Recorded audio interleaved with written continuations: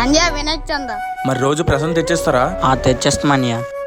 నీ పేరేం పేరు అంజా? కార్తిక్. బొమ్మ ఎక్కడ పెడుతున్నారా?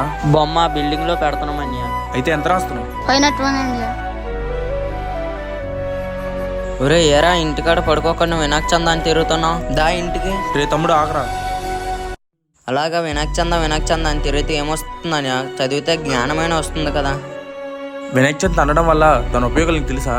కమ్యూనిటీ స్కిల్స్ పెరుగుతాయి. 9 రోజులు ఫ్రెండ్స్తో తిరిగితే ఫ్రెండ్స్ అలాంటి వాళ్ళు కూడా తెలుస్తారు. అలాగే పందిరి కట్టడం వల్ల ఇంజనీరింగ్ స్కిల్స్ పెరుగుతాయి. వచ్చిన డబ్బులు సరిపోయే విధంగా ఖర్చు పెడితే దానివల్ల మనీ మేనేజ్మెంట్ తెలుసు. పూజలు వ్రతాలు చేయడం వల్ల మన తెలుగు సాంప్రదాయం తెలుస్తుంది. అలాగే దేవుడిపై నమ్మకం ఉంటే భవిష్యత్తులో తప్పు చేయడానికి భయపడతారు. అలాగే క్రమశిక్షణగా పెరుగుతారు. చిన్నపిల్లలు ఏ పని చేసినా సపోర్ట్ చేయండి తమ్ముడు, అప్పుడే వాళ్ళు కాన్ఫిడెంట్గా పెరుగుతారు.